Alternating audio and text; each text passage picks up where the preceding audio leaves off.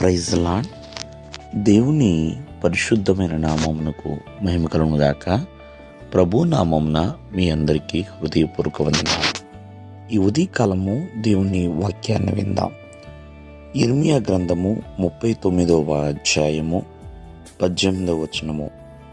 నీవు నన్ను నమ్ముకుంటివి గనుక నిశ్చయముగా నేను నిన్ను తప్పించెదను. ప్రియమైన వారలారా, ఇక్కడ నీవు నన్ను నమ్ముకుంటివి.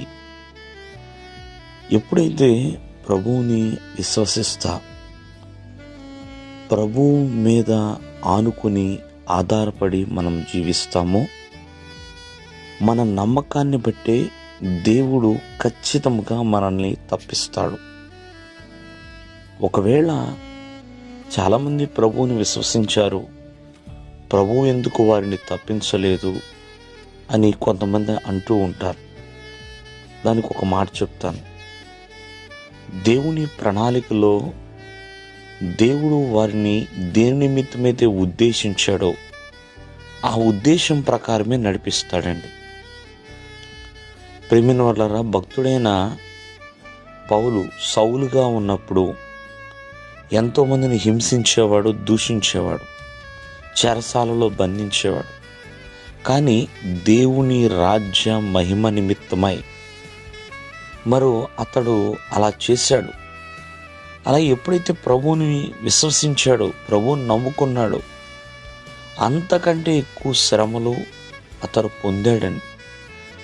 ఆ శ్రమల్లో కూడా పౌలుని దేవుడు తప్పిస్తానే ఉన్నాడు.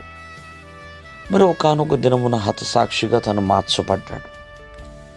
ఇదంతా కూడా దేవుని యొక్క మహిమేనండి.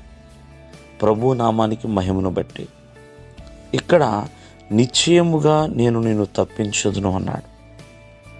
ఎంతోమందిని దేవుడు తప్పిస్తూనే ఉన్నాడు, బలపరుస్తూనే ఉన్నాడు. మనమున్న ప్రస్తుతం యొక్క పరిస్థితుల్లో ఏ క్షణాన్న ఏమి జరుగుతుందో తెలియని పరిస్థితుల్లో ఉన్నామండి. కాబట్టి అన్నీ బాగునే ఉన్నా ఏ టైంలో మరణం సంభవిస్తుందో తెలీదు. కానీ దేవుని కాపుదల, దేవుని కృప, దేవుని క్షేమము ప్రతి ఒక్కరికి కూడా కావాలండి. కావున మనం నమ్మిన విధానాన్ని బట్టి తప్పించబడతాము అనే విషయాన్ని మరవద్దు. ఇక్కడ భక్తుడైన ఇర్మియా ప్రభువుని నమ్మి ఉన్నాడు, ప్రభువు మీద ఆనుకుని ఉన్నాడు.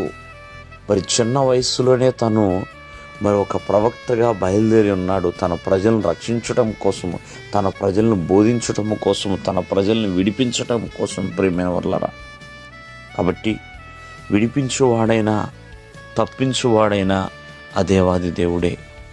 దేవుడు మిమ్మల్ని ఆశీర్వదించును గాక. ఆమేన్.